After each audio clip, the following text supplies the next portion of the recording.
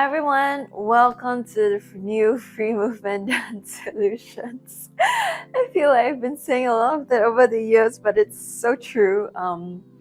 We have moved to a new place. The previous warehouse that we had is no longer there. We have shifted because of some issues, and we're going to share it right now. We're going to share that next time when I'm okay to share. But yes, right now we're in a new shophouse space, and this is beside our dance studio. So we've got two shophouse space side by side, and I'm super excited.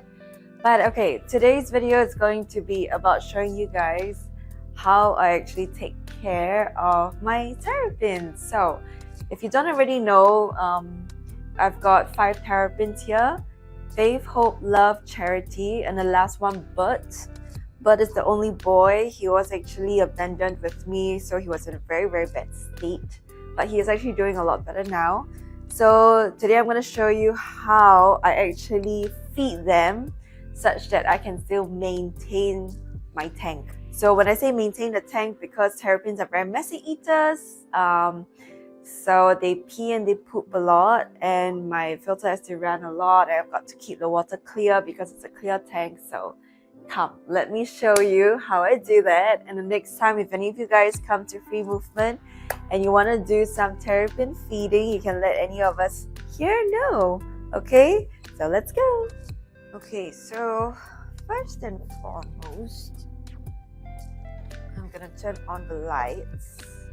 So I've got 2 lights for them. I've got a 6-foot tank light, and I also have a basking light. A basking light is here where they climb up, and this is where they bask. So it's like the sun. Actually, it is the sun. It's like UVA, UVB. Look at Charity. So Charity, stop it. Look at her. Look at this girl. No, Charity, go down. Yeah.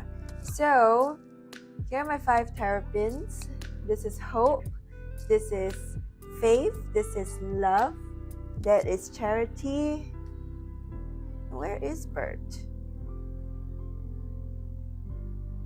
Do I have a missing? Oh, Bert's here. Oh goodness, I missed Bert. Bert is here. So 1, 2, 3, 4, 5. I've got 5 of them.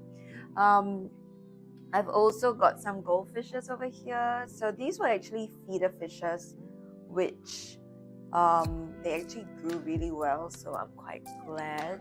And I've got a molly still alive. And I also have a albino pleco, or some people call them suckerfishes. So there's a big one in there. So the terrapins are really hungry. I'm going to show you how I actually feed them. And there are some parts. Look at them, they're trying to bite me. Enough. And then there's some parts of the tank where I actually do need to work on. Like in the tank, I actually have different things to push the water, but that's a little bit stuck right now, so I'm going to deal with that once I take that out. And yeah, you can see that I do have quite a bit of debris at the bottom here because I did change up the tank a little bit, so I'm gonna work on that too. So with the terrapins, it's constantly a work in progress because they're a lot of work, but they are very low maintenance in the sense that they don't actually eat every day, and also they have a mix of vegetables and pellets and fruits and shrimps and stuff like that. And I do get fresh prawns for them. They love that. Again, I don't feed them in the water because it really just makes the water really bad. And so I actually feed them outside of the tank, if that at all makes sense. Now, again, if you have any questions about how I feed my terrapins and how I actually maintain the tank, you can drop it down in the comments below. But again, if you have any suggestions, please let me know, because the moving of the water for me is always constantly something that I'm struggling with. So yeah, because I do have to create like hideouts for the fishes to hide. So if you are new to terrapins, they actually are very, very good hunters. So they like to hunt for fish, of course. And so I need to create like hideouts for the fishes to hide to be able to survive from the terrapins. If not, all the fishes would be dead by now. They'll be eaten by now. So yeah, I think the fishes actually really enjoy it. But I think the main things, I need to make the tank clearer. As you can see, the terrapins do shed a lot of skin as well. So you can see the things floating in the water. I'll do a close-up in a bit. That you can actually see that this is their skin. So they actually shed a lot of skin, especially if they're growing and stuff like that. So during the transition over from the previous place over to this place, I think it was still quite a stressful period for them as well. So they did shed a little bit more skin than usual, but I'm not surprised because, it was a big move. So yeah, I think they are getting used to their tank. I just saw 4 of them basking together in the basking platform earlier. So that's a really good sign. And yeah, let me show you the close-up of their skin floating around the water, and I'm going to show you how I actually clear that up. So as you can see, all the white things floating around, so that is actually all of the terrapin skin. So if you watched love if you watch them closely, you can see that they are actually all shedding skin. It's like a little fluff on their body and stuff that you can see on love. And every time they like scratch each other and stuff, you can see the skin all flying out. So yeah, you can see Bird's nails are out because he's been trying to flirt with the girls, and the girls don't like it, so they bite him and he bites them back. So that's kind of like the mating process in a sense, the floating process, if I can say. But yes, anyway, back to this floating skin. So yeah, it's very obvious when I have the lights on. When the lights are not on, it's not as obvious. So yeah, that's one of the things that I've got to deal with. So as you can see, I actually have 2 what do you call that? I've got two like, okay, 1 filter, 1 main canister filter. So that's the Sansan HW3000. And this one over here is the one that pushes water, but you can see all the skin is actually stuck there already. So I'm actually going to have to clean that later on once I take all of them out to feed them. So yeah, let's go ahead to feed them. Okay, so what I do have is I actually got 5 of these pails. These I got them from a shop called Mr. DIY. And I got them because they're so nice and pink and like neon pink. And so in line with the Free Movement logo. So I love them. So yes, I've got 5, 1 for each, because sometimes when I'm rushing, I don't use all 5 pails. Sometimes when I'm rushing, I just use like 2 pails or 1 pail even, and I just change out the terrapins. So I think it's very much up to you. But if you have like 5 separate tanks, 5 separate pails like that, it's easy for you to monitor who's eating, who's not eating. Because if you realize in my tank setup here, I don't have a place for the terrapins to lay eggs. I don't have any sand. I used to have that. It really made my tank like really gunky. So I kind of removed that. But the way I do it now is that I have another area where I have a pail, not a pail, a tub with like half filled with soil.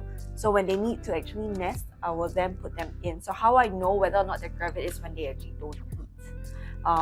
And they, look like they want to swim somewhere and go somewhere, keep trying to walk around, find places to go. So that's when I know they're gravid. Gravid means that they're full of eggs and they actually want to lay eggs. So then that's when I'll put them into the tub with half filled with soil, and I'll leave them there for about an hour or 2. And then once they're ready, I'll rinse them and then I'll put them back. So yeah, that's how I kind of do it now. So everyone's kind of doing it differently, and I think whatever works, So yeah, let's go ahead to grab them out. So what I do is I use this long thing. I don't know what's this called, a scoop. I got this from Toyogo because it's cute and pink. So yeah, so I use this to scoop the water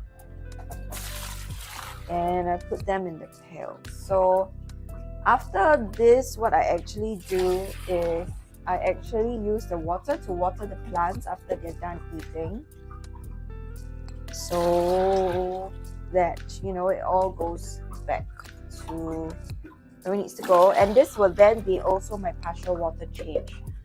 So the fact is, every week I'm doing about like, I don't know, like maybe 3 like partial water changes, because I don't feed them every day. I actually feed them once every 2 to 3 days. So yeah, if it's small things like shrimps that I'm feeding them, and I know that the fishes can eat like the remaining part of the shrimps, then usually I just feed them in the tank. But if not, then I usually feed them outside of the tank. So yeah, I'm just gonna fill all of these up. I'm not filling it full with water. You can see the water level in my 6-foot tank. It's really dropping, so yeah. Here the filter sounds a lot louder. So yeah, having terrapins are nice as pets.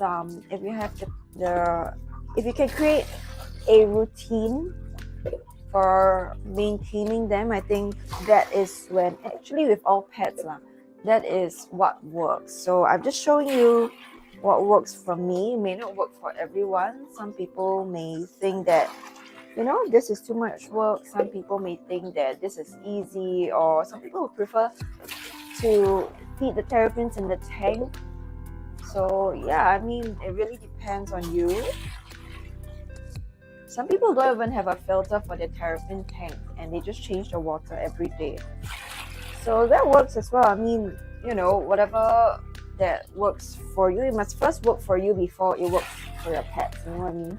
So you need to create a routine for yourself, not your pets. That's what I always say. So yeah, all right, I'm done. So this is like, I don't know if you can see the amount of water is like here. I can do more if I want, but yeah. I have like half the mind to ask the plumber and stuff to actually put in the tap here so it's easy for me to refill back the water. So I might just do that because I think it's a brilliant idea. Okay, so once that is done, let me just turn off the basking light, save electricity. Then I will go ahead to grab each one and put them in. So let me just show you how I do that. So that's all the water, and the terrapins are here. So I have this like glass panel here, you know, in case anybody is dumb enough to put their fingers in. This actually still blocks it, but yes, they're here like that. So I could wait for them to come here, like Faith is here. So I grab her by the side of the shell. I don't know if you can see. And then she still has some algae on her. I'll put her in.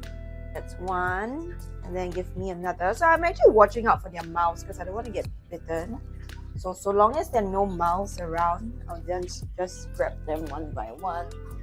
And then I'll put them in, being very, very careful that their mouths are not nearby. They don't want to bite, but sometimes, you know, they're just like too excited for food.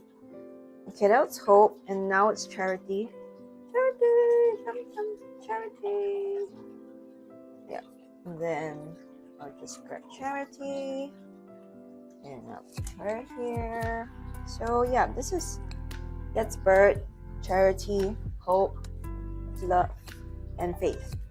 So yeah, this is how they are. And then what I will then do is I'll then grab their food. Yeah, so I've got their pellets here.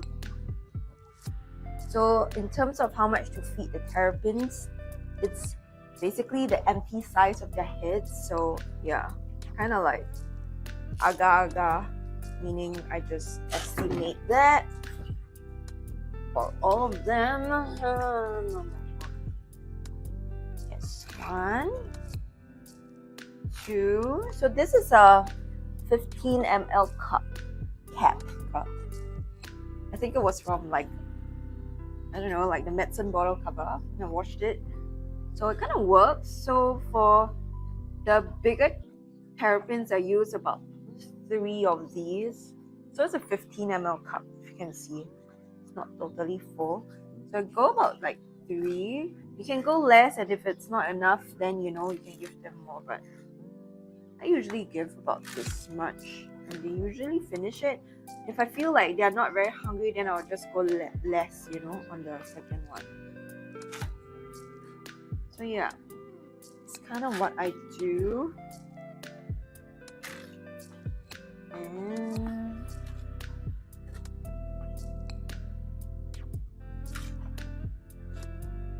so after I feed them, I kind of leave them here for about an hour actually, because it gives them time to do their business as well. Because usually after eating, they pee, they poop, they so they do all of that, and then after that, once they're done with all of that, then I'll release them in. Yeah, so that's kind of what I do. Okay, so that is all for feeding them the pellet. Go ahead and feed the fishies some food as well. So I'm using this algae wafers for the fishes. So let me I broke them into like smaller pieces like that.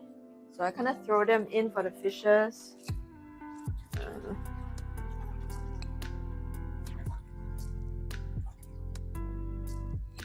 Yeah, and then the fishes will go get them.